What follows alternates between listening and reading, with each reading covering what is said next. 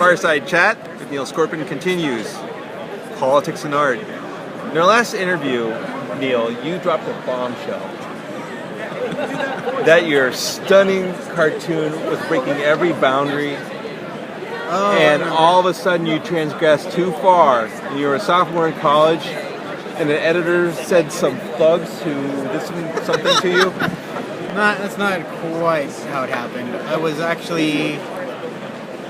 So, I was probably a senior by this time. And so, there's a tall building at the U of O called PLC, Prince Lucian Campbell. And periodically someone would jump off and commit suicide from this high building. And not all the time, maybe once every few years. I don't know. It happened that year, that fall.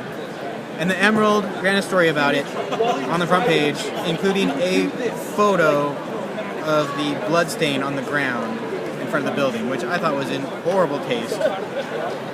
So I did a little comic criticizing the Emerald's handling of that situation. Okay, pause. Can you take us panel by panel through this comic, because this is interesting? You know, I don't really remember exactly how it went, but it was like these guys, I think they were in some kind of newsroom setting up some story they were going to run, and it was like really crass and awful, and somebody's like, aren't we going too far? And then the guy was like, heck no, this is the Oregon Daily Emerald. Zing! So... Oh, and this made your editor mad? Yeah. I can't imagine why. So I submit this to my editor, and then the next, I don't know, I think it was probably like Friday when Wait, pause. What did you expect to be the reaction? I don't know, I thought he'd be irritated, or like, oh, you got me. Like I said, I had a very inflated sense of my own artistic worth. But, so the next Monday, the paper comes out, and instead of, this is the funny part, instead of my comic strip, there is a rectangle filling that same space, all black, with a white chalk outline of a body, and the words "The End" in big white Gothic letters. Like, nobody contacted me and said, let's tone this down, we're not going to run this. It was like, fuck this guy. So I see this. But they did a comic against you. Yeah. That I was not expecting. Yeah. So is that an example of being hoisted by your own petard? I don't think so. I mean, sure, I mean, I've been naive in my submitting this comic, but it wasn't my choice to respond in this really childish way. So I go to the editor, I'm like, what's the deal? And he's like, well, they're not going to be needing your comic strip anymore. And I'm like, why is that? Excuse me, was he a student? He was. Yeah. And I was like, why? And he told me about the one I submitted about the suicide, and he told me that he'd spent all that day fielding angry phone calls about how they ran that story. So, you know, then he got my strip and he just, like, lost his mind. So, and I was just like, you know, while I had an overinflated sense of my own artistic ability, I had no skill whatsoever in negotiation, or, like, no ability to project my sense of worth into the world in any meaningful way. So I just, like, very meekly accepted his firing of me and my strip for the ridiculous reasons he gave, and that was it. Was that very upsetting? It was pretty upsetting, yeah.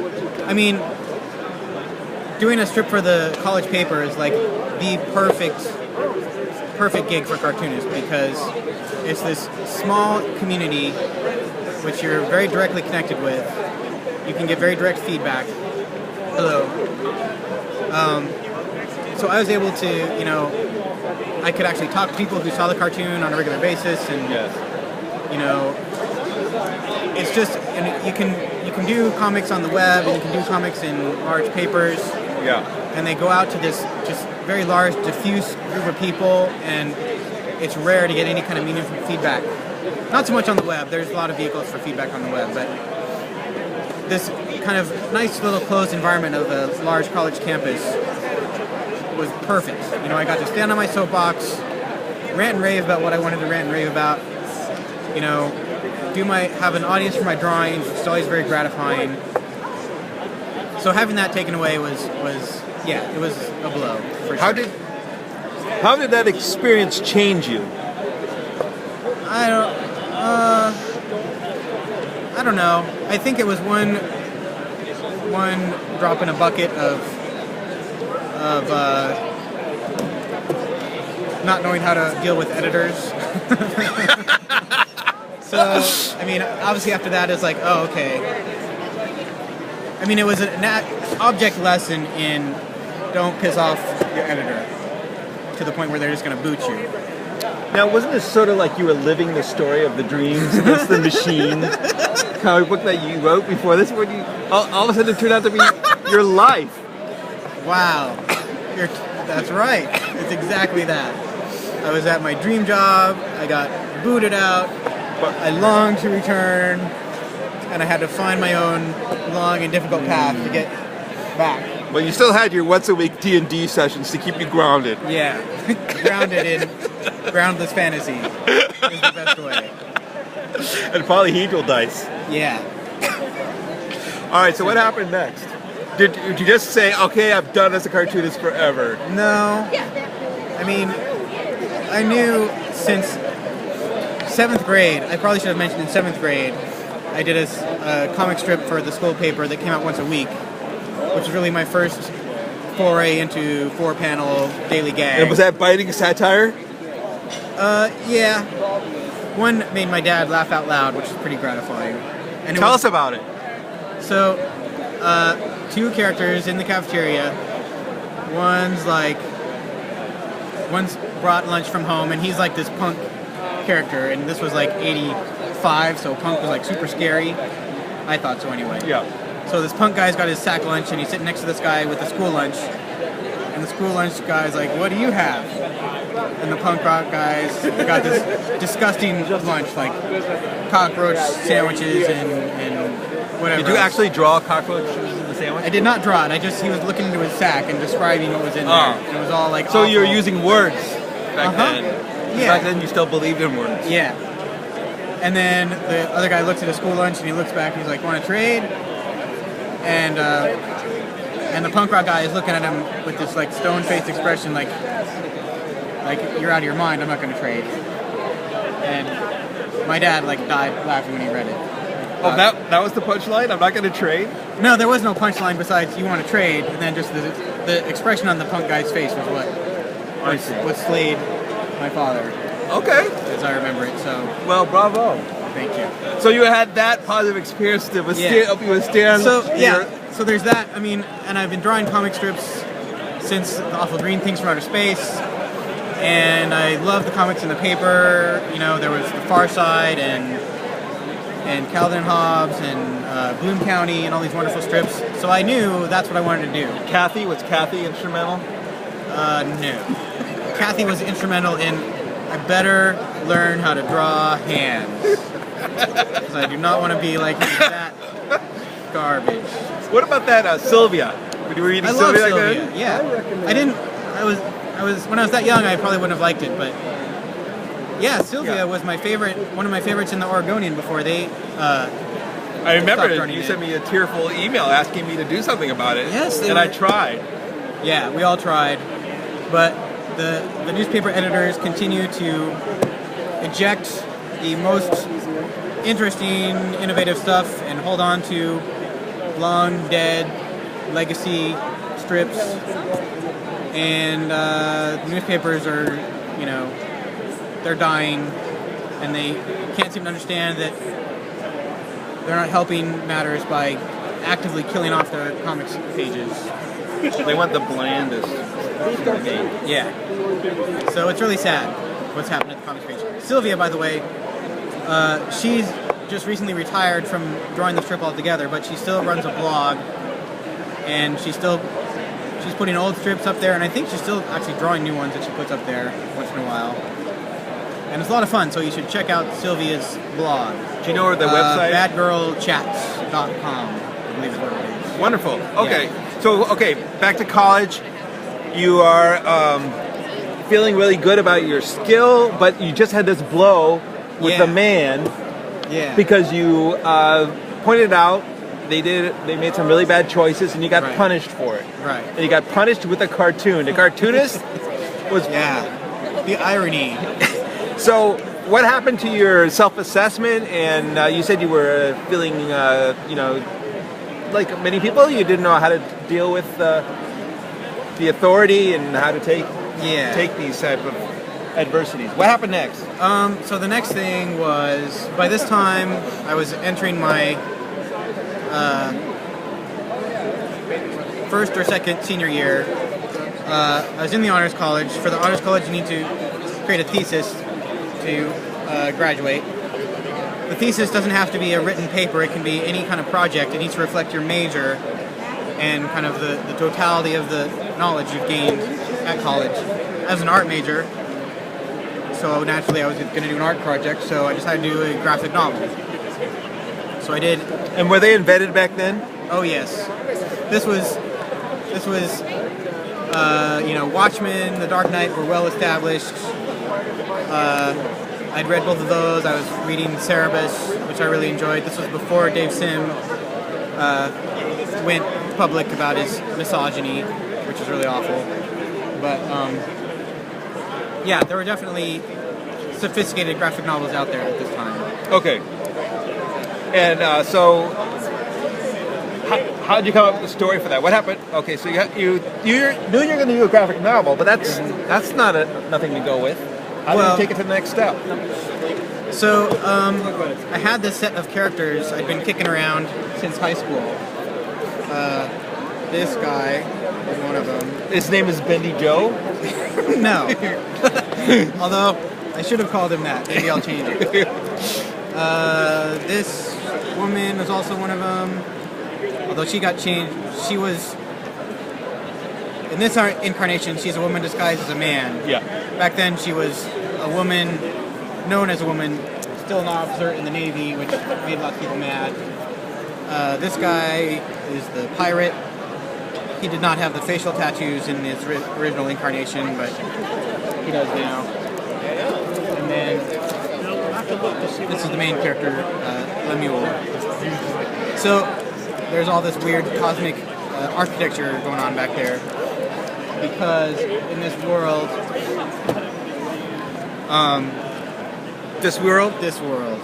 the world of Ethernaut, as it is now called, the cosmos functions according to archaic laws, primarily a model created by Johannes Kepler, which is related to the 5 Platonic solids, which are... Hello. Hello. I'm just listening. Okay. The 5 Platonic solids are the 5 three-dimensional shapes that have all sides and edges equal. And because there's 5 of them, there's only 5 that are mathematically possible. Kepler felt this was related to the number of planets in the solar system, which at that time they only knew about 6. So he created this model of the solar system with one of these shapes in between each of the planets, and sort of mapped out the orbits that way. So in this world, that's how that system really is. There's like this framework out there in the cosmos in the shape of these Platonic solids. Okay. And the people go in their airships and they have to navigate through these things, and that's sort of where it came from. What year was that? This was 93. Okay, now isn't it just bizarre? I'm sorry to intrude myself into this. Uh-huh. But in 91, I was writing a story where people were traveling by balloons to space because of Tycho Brahe's conception of cosmology, where the inner planets... well, enough about me. Go, continue. I just think it's a strange coincidence. It is a strange coincidence. That's pretty cool. Yeah. So that was my thesis project, because I learned about the Platonic solids and Kepler's model in my math class, actually, and all that kind of stuff in my history classes. So, and I had these characters kicking around I wanted to do something with, and I figured now's the time. And so I made this story that also is really modeled on Gulliver's Travels. It has 4 voyages. Each voyage kind of represented a specific aspect of society I wanted to satirize and tear apart in my shrill didactic way that I had back then. Wait a minute. You're telling me you have a story that's not just shrill, not just didactic, but shrill and didactic? Oh, yes. It's gold! Yeah. Now, I've actually read this, folks. I have a copy. You do have a copy. One of 40 or so that are floating I liked around. it, and you're being too cruel to yourself calling it shrill and didactic. If we can help you with something, please Whatever feel free you're to interrupt. talking about, she wants to know where it is. Oh. So, it doesn't exist in book form yet. But it's this story right here. So in this universe, the world actually is set up according to Kepler's original theory. Yeah. Before his math actually proved him wrong. Yeah. That's awesome. Yeah. So if you go to the website, so the story that we've been talking about is the original version that I did in college, and I've got a revised, expanded version that I think is much better, which I'm starting now as webcomic. There's about 3 or 4 pages that are up. So what are the results of being in this universe? Like what kind of... Well, so first of all, I mean, there's ether throughout the space, so there's not a vacuum. Right. So you can get on... so you have friction. You do have friction. Yeah, so you can get an air balloon and fly to another planet. It's before Newton, so there's no real theory of gravity. Right. So it's more about the theory of kind of the Aristotelian idea of things flow to their proper place. Right. So ether is kind of at the top of the hierarchy, so that's always out away from everything, and then it's like air, fire, Am I interrupting? water, earth. No, I just want to... I think he's answering your question, but I just want to point out, it's a character-driven story. What I read... It is. Yeah. It's an adventure story. It is, yeah. What story? I'm sorry? Adventure. Oh, it's an adventure story. Cool. So this main guy, he's this young kid. He's always dreamed of sailing to other planets, and he begins with he has like a rich uncle who can put him on a ship to the moon. So he goes to the moon and has a series of voyages, and gradually becomes made aware of kind of the corruption and the generation of his home society, and kind of eventually comes in conflict with the nation on Earth that kind of runs Earth. They've there was this long war between Earth and the Moon soon after they established contact. Yeah. And Earth. So this one nation called New Byzantium, they were the first contact with the moon. They were actively trading with the moon. They're already the primary kind of ether power on Earth. And through the war, they kind of used the war to expand their influence and sort of use the fear created by this enemy to unite the rest of the planet under their rule. Okay, so there's a very interesting side story going on. That's a really cool concept. I dig that you went with the idea that that time scientific concepts were actually true and what that would mean just living in that. That's just really very cool. So and in the drawings you can see the characters are actually touching the physical geometry of the cosmology, the spokes and so on. Well, you see the spokes in the background of this one. There is a point later in the story where this guy does like interact directly with some of this cosmic framework stuff. Yeah, so there's a lot of these old style pictures that deal with the spheres. Yeah. The music of the spheres. You see like the spheres and these weird kind of bridges in between them that they're all decorated like they're man-made, but that's cool. They can't really be man-made, so that's kind of the atmosphere I'm going for. It's like this weird... Did you ever get a chance to read The Dream? Read The Dream? Kepler's The Dream? Kepler wrote the very first science fiction novel. Oh, really? It was called The Dream, and it was about making science popular to the masses. Oh, I have to read that. And it was about going to the moon. Holy cow. His mother ended up getting almost killed for being a witch for it, actually. He spent like 5 years trying to get her out of jail for it. Wow. But it was the very first science fiction novel. Do you mind if I read that? Put you in the video? No, go ahead. Okay. There's now that I'm done talking. Kepler is awesome for that, though. That's cool. His idea with that was the ideas he had for, because he believed in space flight and in life being elsewhere. He also assumed that there would be the same kind of life as us all over the world, all over the universe would be kind of weird. But the book was his way of getting out his scientific views without being criticized by the public, because there was something that was very controversial in the area he was. And he still ended up getting hit for it. Really cool. Wow. I can't believe I haven't heard of that. That's brilliant. great. I need to do more research. I'm going to check this out, though. That's awesome. I think it's a great idea. What's your name? I'm Neal. See you, Anna. Nice to meet you. You too. Thanks for talking about it. Yes, thanks a lot. Now, Neal, you forgot to tell her about the shrill and didactic part, which is the most important part. I'm hoping I've eliminated that part in this new iteration of... Now, I remember when you're saying shrill and didactic is, okay, the characters in their ship, they come to a place where there's these beautiful big trees and people are chopping them down gratuitously, and so they, if I remember right, they intervene. I didn't remember. They were unhappy because all the trees were getting chopped down. Yeah. That's not that shrill. No, but it's pretty heavy-handed. Are you dealing with political issues at all in this?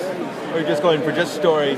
Well, I'm trying to keep it pretty subtle. I mean, I sort of feel like I have to include some kind of political commentary, because